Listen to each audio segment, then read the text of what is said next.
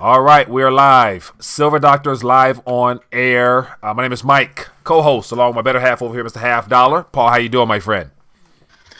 Doing good today, Mike. As usual, there's been a zillion developments over the past couple days, so it's going to be another one of those shows where we lose 100 subscribers, I have a feeling. Well, and our fifth video to be demonetized in a row, so... yeah, well, it's unfortunate. It's a part of the territory. You can't please everybody, but we're just here just share our thoughts and opinions and get your take as well. So, that being the case, let's check in via chat, acknowledge a couple people for taking time to join us, and then we'll get into it. We got Mr. John Winchester. We've got a lot of thoughts and comments that we'll have to come back to. Albert S. We got, wow, they've been going at it for a while. We got, let me see, John. Yeah, so a lot of thoughts out there. John Michael, we got Dave and low blood pressure, Silver Fan, Derek. Okay, so appreciate everybody for checking in with us.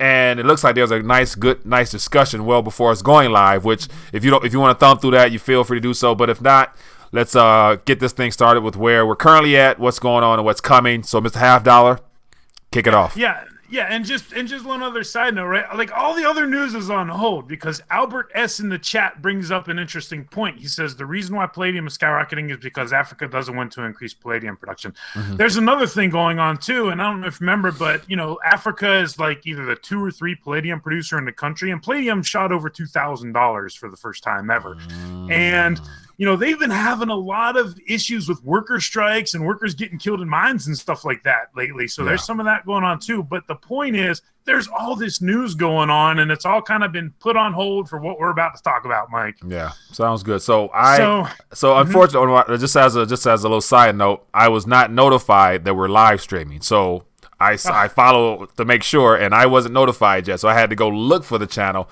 So it's good to say we may not be getting a lot of coverage because they don't want any competition with President Trump speaking right now, as well as all the other mainstream news sources where they want the primary narrative to come from. So, we might have a low viewing today, but it is what it is. So.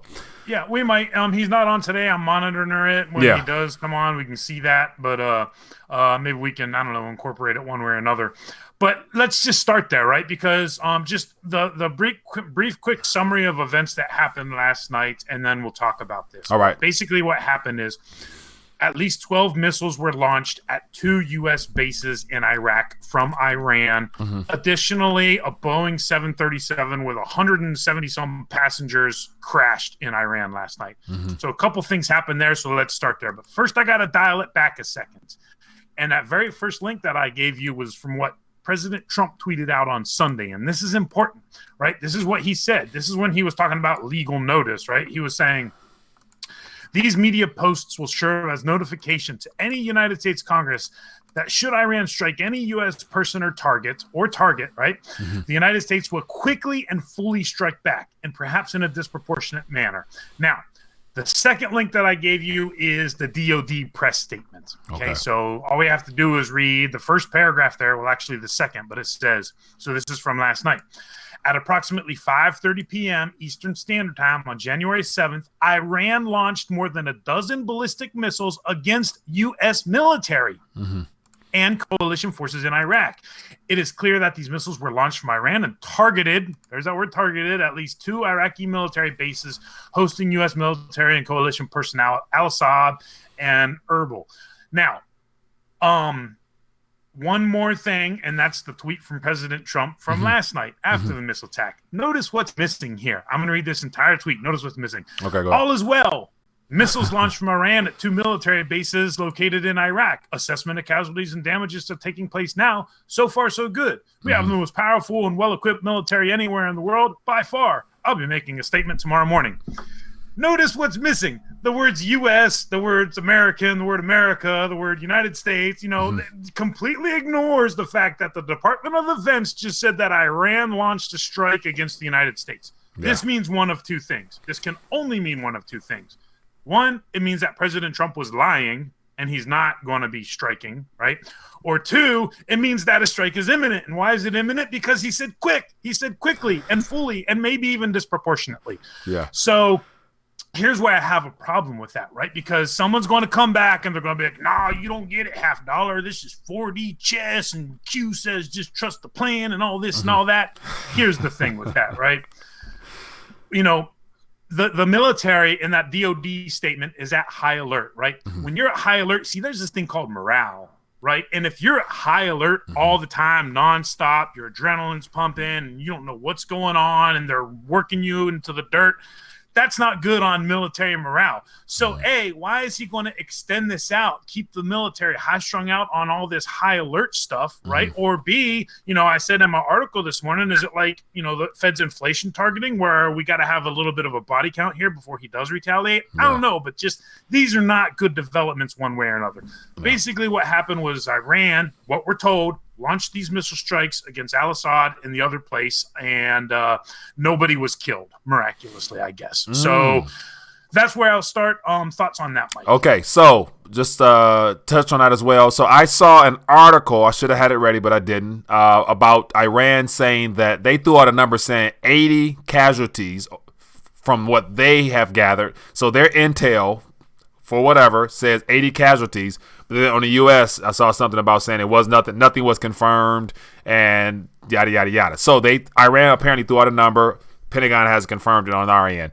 And so another good question, because I live streamed on this last night, one of the things I find interesting is that Iran has a lot to lose by having sent over some missiles, apparently from Iran to Iraq, to 2 military bases in particular. And then I think Zero Hedge reported on the fact that it's tens of missiles. So how many ever total? The thing is, if no damage was done, if no lives were lost, how effective was that strike? And was it truly a strike by Iran, given the fact that it did nothing? Like, you know, with that red flag signaling all-out war, you know, they basically would have signed their death certificate had they really sent something that really caused damage. Here we are now. I was anticipating waking up this morning to hearing about U.S. sending everything that way. To this day, to this current moment, I haven't seen or heard anything. So how severe were those missiles, and did they actually originate from Iran is what I'm questioning. Yeah, well, apparently there's footage, but, you know, who knows I saw how footage. the authenticity is. Yeah. You see the flash and you get bang, but, I mean, who knows? When was that taken? I don't know. You know, we're just going with what we're told. But here's the thing, right? Those missiles, if they were launched from Iran and those blasts were literally like that, you can literally count how many there were. I mean, it's not that hard to see the explosions there, right? And I think that you're absolutely right. You know, why is Iran going to lash out like that and risk it when they know what, you know, President Trump just showed that he would blow up a general just because, you know, he was imminently going to attack Americans. So, you know, why are they going to stoke that fire, right? So that's a good question you have there. Someone is making up a point here. Let's look at this real quick. Eric C. says, Iran's tens of telegraph missiles was face-saving.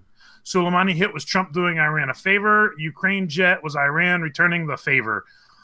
Now Rouhani is free to make a deal. School play. So, I mean, I don't know. I'm talking about this is all just part of the theatrics and the positioning and the geopolitics. Yeah. I don't know. I don't think it's faith saving because I think that Iran literally wants more than just launching some missiles that don't really kill anybody. Right. I think they want blood for this. Right. And no doubt they want blood. But my thing is how far and how much are they capable of actually causing damage to the U.S.? Because militarily, it's good to say that it's nothing they can do in that region that cause problems. Because I would assume, and another question is, why was there no missile defense system up for those 2 bases? Is another thing you should question. But how much damage can they really cause, given the fact that they're quite a distance from us? Apart from having something in our region that they can activate, there's not much they can do to us directly unless there's something else we're not considering, where it goes well beyond military might, and where China and Russia, no doubt, because Putin is in the neighborhood, so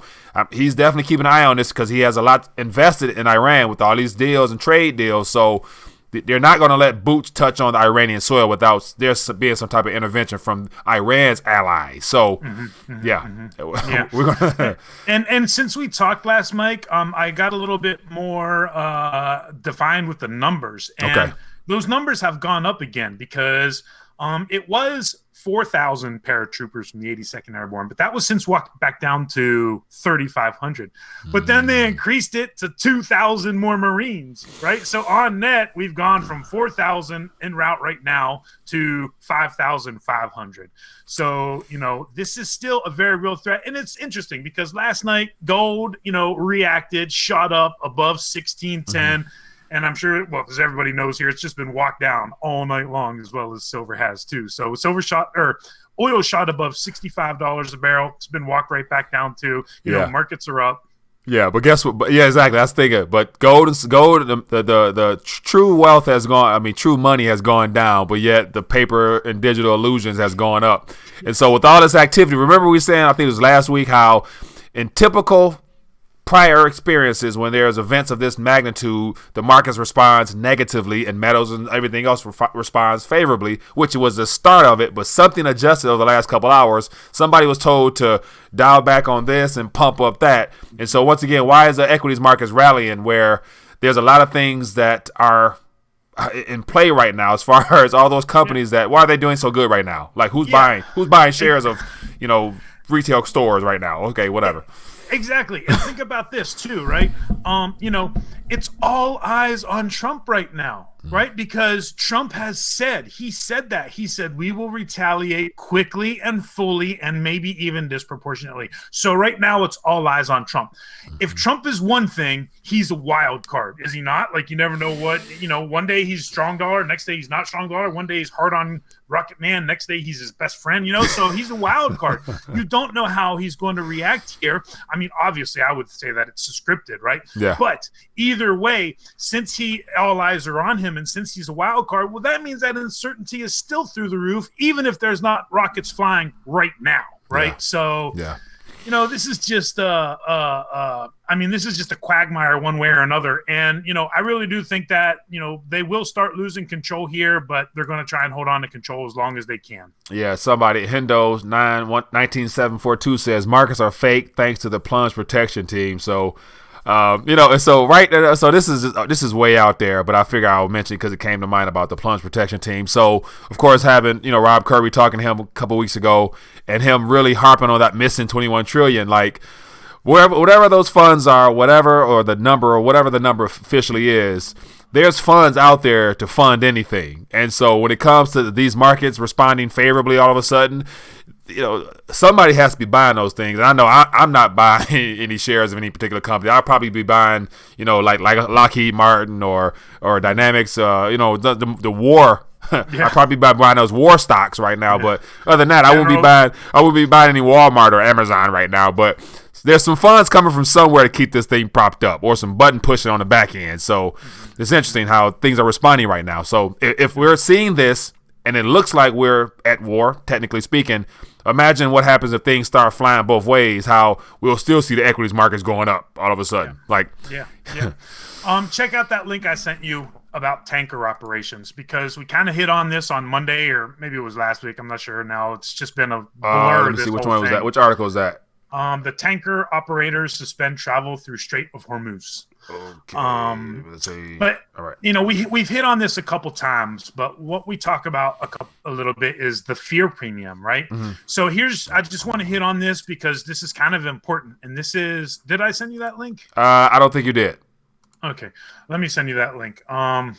Maybe I didn't. Let me send this to you right here.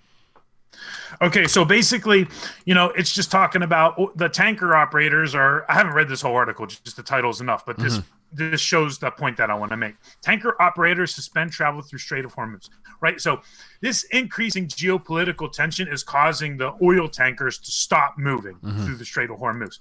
Now think about this. Here's a way that the fear premium can kick in, right? If you're, the captain of an oil tanker and you got to get oil across, halfway across the world, or who knows where it's destined to, you got to insure that, right? And now if there's all this heightened increased, risk, because remember, generally speaking, insurance doesn't cover acts of war and all this and all that. Well, if you need to get some named perils for getting that tanker across wherever it is that you're going, that's going to cost a whole lot of money, right? So that is part of that fear premium, because the risk is substantially higher right now. So these are just these little things. So think about that, right? tankers suspend operations through the Strait of Hormuz. What happens to the price of oil? It goes down $5. I mean, come on, Mike. I mean, this is like none of this stuff in his financial markets make any sense at all right now. Right. I would agree. So that's the thing. Like, they're clearly we're witnessing the strategic manipulation of these markets at a time where typically they should respond in a very unfavorable way.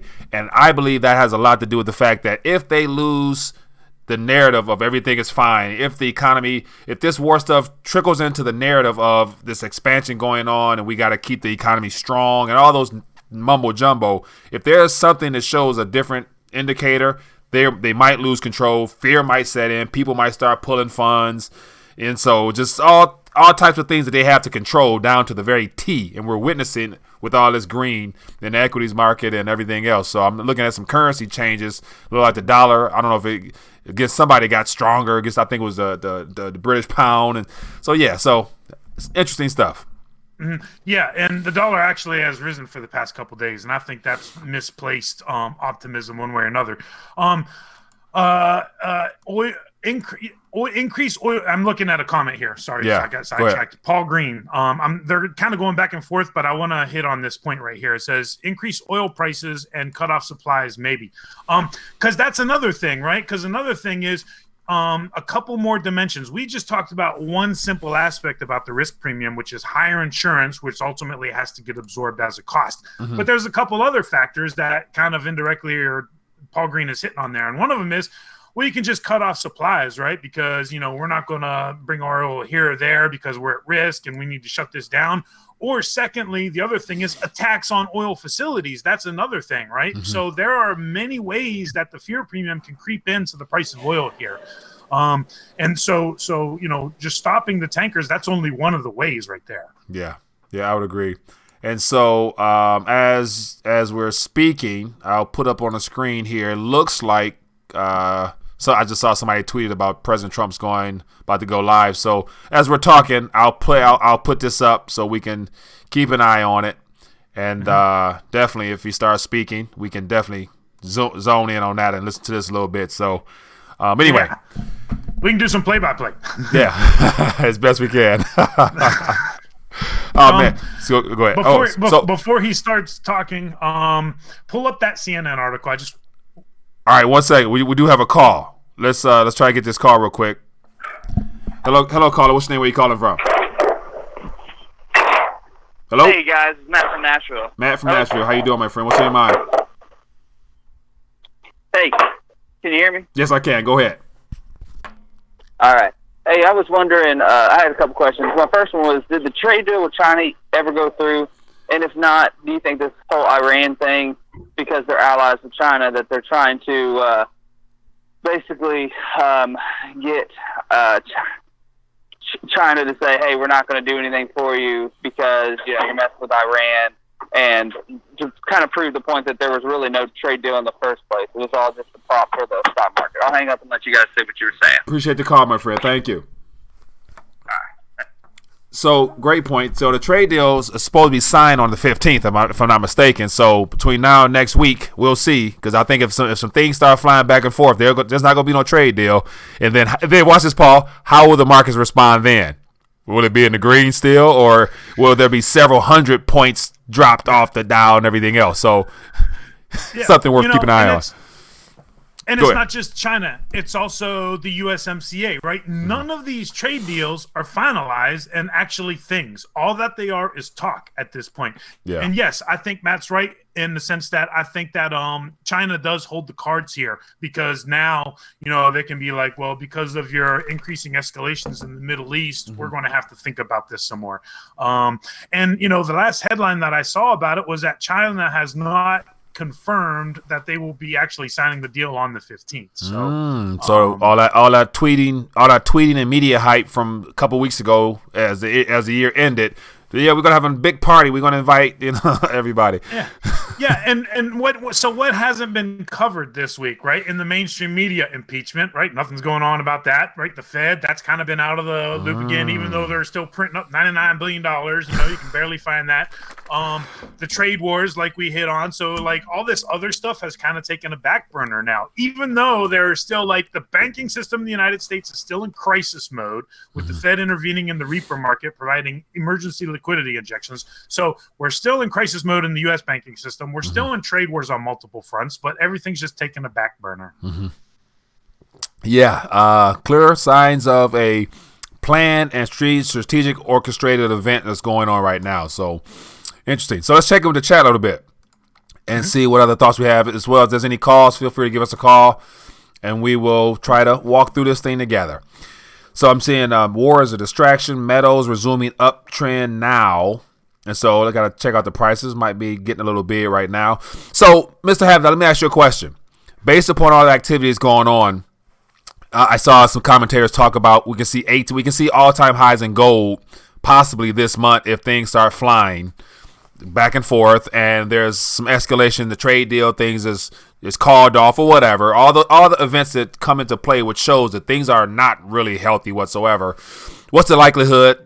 If all that happens, we can see 1,800 or all-time high in gold in U.S. dollar terms, because it's already all-time highs in most currencies anyway. But go ahead. Well, I think it's coming this year, but I don't think it's coming this month. Okay. Because I still think that the cartel is in fact in control, and the contracts get rolled and the contracts are over time. So it's not like, because they can just feed paper into it. So if they need to bring open interest up just to keep the price cap, they will, right? So the all-time highs are coming, right? But we still really need to see the cartel lose control there, and clearly they have not lost control so far. There was another point that I was going to make, but I can't remember what it was exactly. Yeah, the cartel may not be losing control, especially if that group you're referring to, or whoever that entity is, or whatever that's comprised of, has an extra 21 trillion sitting in their bank account to be able to pump and funny stuff and create all types of things out of there. So yeah, well, the cartel, specifically is basically two things. It's a partnership between the Exchange Stabilization Fund and the Federal Reserve, right? And then they have agents that work on their behalf, such as J.P. Morgan acting as an agent of the Fed, and whatnot. So and then sanctions acting as an agent, that could technically be considered that, right? So yeah. But there was another point about the gold that I wanted to talk about, but I can't remember what it was. It'll come to you.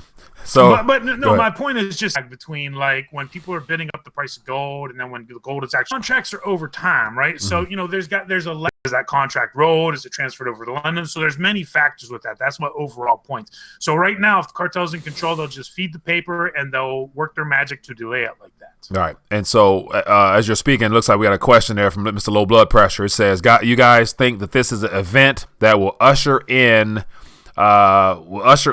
reset, bail-in, and market crash? What are your thoughts, Mr. Half Dollar? Is this the event, or is this the beginning of the events? I think that part of the plan is to bring on economic pain, right, and financial misery, right, financial ruin to the United States. But I didn't think that it was going to be in conjunction with the hot war. But this makes total sense. So this can definitely be the series of events that lead us to that reset. Absolutely. I would agree with that. Yeah. You got any thoughts on that? I would remember. Yeah. I always say we have to go through the crisis first, right? You can't have a reset until you go through the crisis. Here's what I'm not scared about, concerned about, right? What I'm concerned about is it is obvious that I have never seen the country as divided as we are right now. So that's my biggest fear out of all of this. I'm not concerned about the reset right now. What I'm concerned about is a major event happening that's getting America to rally behind the flag. No. Yeah. And so I would agree. So now as you're speaking, I was thinking about all the events, all the things that are occurring right now that are true signals of what could escalate and become that catalyst that leads us into some type of systemic event, basically what he's referring to. And so we have all the repo activity, as you mentioned earlier, the Federal Reserves out the wazoo, extending the lending window, all that stuff that's happening is one. Two, we have the impeachment process. Right now, the Democrats and Republicans in D.C. are they're on different perspectives of the world as far as what they're trying to accomplish, or what the Democrats are trying to do because they have no candidate in place that's really viable to derail Trump. So we can expect some type of event from them. The third one is this war situation. And then there was a fourth one I had in mind that, the asset bubbles, like the debt aspect of things. Like people aren't borrowing as much. There's less disposable income. Massive unemployment, retail stores closing, all that's 5 or 6 different things right there that all spells trouble. There's no easy resolution for none of that at a time where their only thing they can do is make the numbers look good on screens as they go across. Keep it in the green. Yes. That's the best way they can keep this thing going. Yes, and we see the signs all around us because, we didn't have time to cover on Monday, but we were going to talk about how auto sales are declining in the United States, right? So, between all of these layoffs we've been talking about, Borden going bankrupt, and you put out a really good thing about Pier 1, and you're right, that's over 9,000 employees when you consider they're shutting down not just 450 stores, but also distribution centers. They're slashing corporate headcounts. So there is, the signs are that the economy is imploding. So I actually would disagree with somebody in the chat from a while ago who said China needs a trade deal more than the U.S. I think the U.S. needs the trade deal more than China. Yeah, we need a deal. We need a deal for sure. But the problem is, by us being a debtor nation and China being somewhat our creditor, what type of deal can we expect to get that's going to be favorable when the only thing we can do is send them credit, send them debt notes? We don't produce much of value to send to them anyway. So we need a deal to keep this thing going. So it looks like there's some gentlemen approaching the stage as we're talking. So if the president speaks, I'll attempt to try to let it play, and we'll listen to a little bit of it before we get ready to dial back and then go from there. But anything else you want to keep covering, go ahead, feel free, Mr. Paul. Yeah, a couple of them. And it's funny because I'm just in a constant state of buffering. I think it's crashing on YouTube or something because there's 105,000 people watching right there on that channel. But here's a couple things. This is just a really quick point, right, that I just find interesting. Zero Hedge redid the same pretty much title, but that CNN title and just the and I guess they changed the title on me now because they do these live updates on CNN, but it basically said Iran refuses to give back the black box from the plane that crashed last night, right? So I was like, they refuse to give U.S. the black box from the plane that crashed. I'm just thinking, well, that doesn't even make sense. Why are they obligated to give that black box any way or another? It's and this is tricky, right? Because, here the propaganda is that Iran might accidentally shut down their own plane, but there the propaganda can be that the U.S. shut down that plane. So this is another mess that, it's just, it might seem insignificant on the surface, but it could lead to bigger things as well. Right. So as you're speaking, I'm going to just click play a little bit. So basically this video might not get much opportunity behind it, but I'm going to see if I can get a little bit of discussion from President Trump as it plays. Tonight's attack by the Iranian regime. I don't think it's going to play. It's not playing on my end either. It's just spinning in a circle. All of our soldiers are safe, and only minimal damage was sustained at our military bases. Our great American forces are prepared for anything. Iran appears to be standing down, which is a good thing for all parties concerned and a very good thing for the world. No American or Iraqi lives were lost because of the precautions taken, the dispersal of forces, and an early warning system that worked very well. I salute the incredible skill and courage of America's men and women in uniform. For far too long, all the way back to 1979 to be exact, nations have tolerated Iran's destructive and destabilizing behavior in the Middle East and beyond. Those days are over. Iran has been the leading sponsor of terrorism, and their pursuit of nuclear weapons threatens the civilized world. We will never let that happen. Last week, we took decisive action to stop a ruthless terrorist from threatening American lives. At my direction, the United States military eliminated the world's top terrorist, Qasem Soleimani. As the head of the Quds Force, Soleimani was personally responsible for some of the absolutely worst atrocities. He trained terrorist armies, including Hezbollah, launching terrorist strikes against civilian targets. He fueled bloody civil wars all across the region. He viciously wounded and murdered thousands of U.S. troops, including the planting of roadside bombs that maim and dismember their victims. Soleimani directed the recent attacks on U.S. personnel in Iraq that badly wounded 4 service members and killed 1 American, and he orchestrated the violent assault on the U.S. Embassy in Baghdad. In recent days, he was planning new attacks on American targets, but we stopped him. Soleimani's hands were drenched in both American and Iranian blood. He should have been terminated long ago. By removing Soleimani, we have sent a powerful message to terrorists. If you value your own life, you will not threaten the lives of our people. As we continue to evaluate options in response to Iranian aggression, the United States will immediately impose additional punishing economic sanctions on the Iranian regime. How many sanctions can These you have? powerful sanctions will remain until Iran changes its behavior. In recent months alone, Iran has seized ships in international waters, fired an unprovoked strike on Saudi Arabia, and shot down 2 U.S. drones. Iran's hostilities substantially increased after the foolish Iran nuclear deal was signed in 2013, and they were given $150 billion, not to mention $1.8 billion in cash. Instead of saying thank you to the United States, they chanted death to America. In fact, they chanted death to America the day the agreement was signed. Then Iran went on a terror spree, funded by the money from the deal, and created hell in Yemen, Syria, Lebanon, Afghanistan, and Iraq. The missiles fired last night at us and our allies were paid for with the funds made available by the last administration. The regime also greatly tightened the reins on their own country, even recently killing 1,500 people at the many protests that are taking place all throughout Iran. The very defective JCPOA expires shortly anyway and gives Iran a clear and quick path to nuclear breakout. Iran must abandon its nuclear ambitions and end its support for terrorism.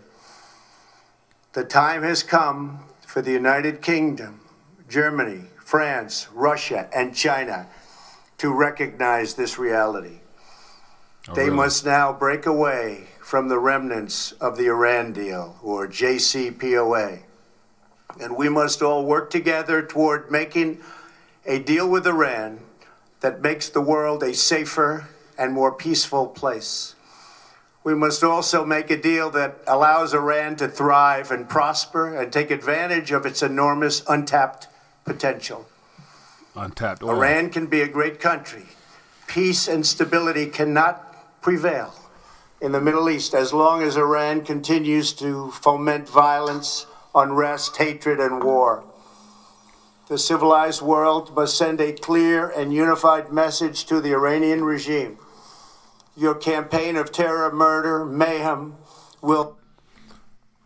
All right, Mr. Half Dollar. I'm gonna pause that because there's so much go ahead. So let's how many lies there were in that, just about, complete and total lies and fabrications of the truth. And wow, that's kind of hard stuff to listen to. And now all of a sudden we're back into negotiating with them and making the deal, right? Yeah. So, they just fired on U.S. bases. What happened to the big bad talk of we're going in there bombing? Now he called on China, Germany, France, and UK to break off and renegotiate. Now what happened to him wanting a deal? Yeah, and what happens to all these warhawks who are like, yeah, we're finally getting tough on it? He just like completely turned face and went the other way on that one. And only Iran, like the only reason that there can never be peace in the Middle East is because of Iran. There's no other reason other than Iran. That's the only reason. Like, just want to throw that up. Oh my goodness, this is interesting. Go ahead. I wanna kind of wrap up today here with just this one article because it's from Market Watch, and I just want to read this one thing in it. Because a lot of people know who Brian Lundin is. I mean, he's a very smart guy, but I want to just listen to say one thing he said, and then I want to disagree with it here. Okay. But I got to find out where it is in this little section here. Okay. So when he's talking about like the geopolitical events in Iran, he said, these events aren't a logical reason to own gold since only those people in a specific troubled region might find the events a reason to actually own the precious metal. I disagree with that. There's at least two reasons. One, this is very expensive. This is inflationary, and gold is your hedge against inflation, right? Mm-hmm. So ultimately, the debt has to check to gold. That's point number one. Point number two, well, it's not necessarily to the specific region because President Trump was just talking about sanctions again. So other countries that might not want to get and people, right? We actually sanction individuals. We don't just sanction nations. We don't just sanction companies. We also sanction. Well, that's a tongue twister right there. We also sanction individuals, right? Yeah. So, individuals who could be fearing that they're about to feel the wrath of U.S. imposed in sanctions, even if they're not Iranian or in the Middle East, well, that's a reason to own gold. So, I just wanted to disagree with that because some people are kind of looking at that. I don't know if anybody read that article or not, but some people could look at that and they could say like, oh, I guess there is no reason to own gold anymore. Yeah. No. And then just one more food for thought, and I'll let you comment. Yeah. What would happen if President Trump, instead of saying, he's been funding all of this with money from Barack Obama. What if he would have said they've been funding all of this with Bitcoin? Yeah, and so definitely they have a cryptocurrency project underway. So it's good to say there's no doubt Iran is a part of the CHIPS, which is the Chinese international banking, whatever. And then also Russia has their own payment processing. So it's good to say that they're just not, the sanctions have not fully worked. And so the fact they're passing more sanctions, like how many sanctions can you pass on a country before you either completely cripple them or they just find ways to work around it, which is clearly what they've done. Well, that's the goal. The goal is to cripple them, right? The goal is to make them into a total state of misery, hopefully sooner than later, but these things could take some time to play out, and then you just completely gut any middle class, and then you get the people to ultimately, the real people that are smart and have the ability, leave, and then whoever is left are just fighting for survival, and it just gets to the point where ultimately they revolt against the government. That's the end goal of the sanction, right? Yeah. So, oh man. I mean, I don't know. We'll have to see how things go over the next 2 days, but it just sounds like all of a sudden, we're back to negotiating with Iran, and so people are talking about Iran de-escalated it by not killing anybody, but it looks to me, just watching this as an observer, that President Trump's the one that de-escalated it. But I don't think Iran is done. Yeah. If this is actually legitimate and Iran is actually serious about this, I don't think they're done just with that. Yeah, I'd agree. And so to your comment earlier, then we're going to dial back, and I want to finish watching the rest of that. I'm sure it's going to be nothing really interesting because I'm assuming the markets right now are still in the green. But anyway, in regards to that comment you referenced about the gentleman mentioning how gold is not really of use, for the most part, for the people in the developed world, is basically what he's hinting at. And so I actually did a video yesterday about how gold and how, the mainstream narrative that I recognized yesterday is that the U.S. mainstream narrative is that they compare the price of gold currently to what it was when it was last at that same time frame, which was 7 years ago in 2013. So they use a 7-year window of trying to explain how gold is approaching its 7-year high and then it drops below. So all that stuff like that. But I'm thinking think about if you were to use a much longer term perspective. And so I did a video yesterday highlighting how all other countries on this planet, for the most part, it's give or take 5 or 6 or 7 of the developed nations are already surpassed all-time highs in gold. And it's more so because of the economic issues they're having and the fact that gold itself is money, and all the currencies outside of the Federal Reserve note, technically speaking, are basically domestic currencies that nobody needs but those nations. So gold is going to do favorably well all around the world. It's unfortunate that we'll never get the truth here until something breaks. But I go through a list of all the currencies one by one by one. And it was interesting to have people comment and share their thoughts as to, what currency they wanted to see. And so you see every graph looked the same. 10, 15 years ago, it was, $200 and $287. Now it's $1,600. So within that 20-year period or less, if you were holding gold, you did well. And it's good to say we look now from this point now to another 20 years. If you hold gold or silver or whatever, you're going to be doing very well. So, yeah, man, a play on words there for sure. But we all know the truth. So, yeah, and that's the thing, right? Because, gold and silver are not going to stop being money. They're not going to stop being sought after. They're not going to stop being the ultimate in privacy. So there's always going to be people that want and need to buy and sell, right? Or basically just transact. So, at that point, it doesn't even really matter as long as you have as long as you have some sort of time, right? Mm-hmm. Then yes, I mean it's no matter where your entry point is, ultimately it will pan out, right? Yeah. But just the thing is, if your time horizon is the next month or the next year, well, there could be a problem with that. But if you understand that over that long term, and we're not talking about like over the course of a lifetime, as you said, 15 years, that's not that long, right? I mean, think of how fast 5 years fly by when you're 40, and now I'm going to be 45 in a couple months, right? So I mean, that's nothing, Mike. So yeah. Yeah, but so it's been great. So we had a chance to go back and forth, got a couple thoughts out there. Appreciate everybody who took the time to hang out with us, and we'll be back again Friday with more. So definitely between now and Friday, there's going to be more development. So just trying to keep you guys in tune. Also, share this video, give it a thumbs up, get the word out there so people can find out and offer alternative spin as to what's going on, as opposed to just watching your primary news stations, Fox News, CNN, or other stuff where they've already determined what they want to tell you. So anyway, that being the case, be blessed, be safe. See you guys later. Peace.